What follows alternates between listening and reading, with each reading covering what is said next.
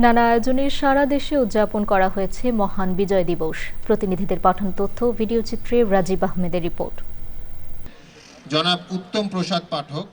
বন্দরনগরী চট্টগ্রামে সূর্যোদয়ের সঙ্গে সঙ্গে উত্তর কাটালি সমুদ্রের কাছে নির্মিত মুক্তিযুদ্ধ স্মৃতিস্তম্ভে ৩১ বার তপধ্বনির মধ্য দিয়ে বিজয় দিবসের আনুষ্ঠানিকতা শুরু হয়। শুরুতেই স্মৃতিস্তম্ভে পুষ্পস্তবক অর্পণ করেন সিটি মেয়র ডা শাহাদাত হোসেন।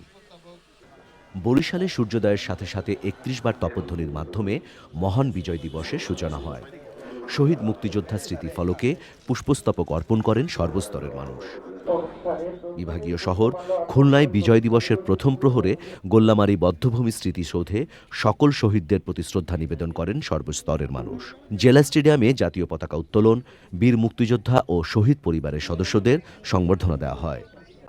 বিজয় দিবসের প্রথম প্রহরে রংপুর কেন্দ্রীয় শহীদ মিনারে পুষ্পার্ঘ্য অর্পণ করে শ্রদ্ধা নিবেদন করে BNP, Jatiya Party, NCP, Jasad, Basad, Rangpur press club সহ বিভিন্ন রাজনৈতিক দল ও অঙ্গ সংগঠনের নেতৃবৃন্দ।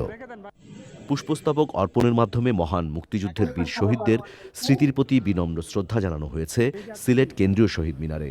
প্রথমেই শ্রদ্ধা নিবেদন করে শহীদ মিনার বাস্তবায়ন কমিটি।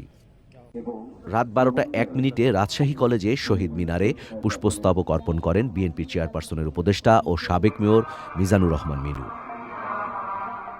ময়মনসিংহে স্মৃতিসৌধে পুষ্পস্তবক অর্পণ করেন বিভাগীয় কমিশনার, জেলা প্রশাসক সহ সর্বস্তরের মানুষ।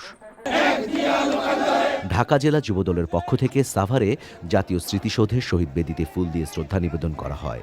নেতৃত্ব দেন জেলা যুবদলের সাধারণ সম্পাদক আইয়ুব খান।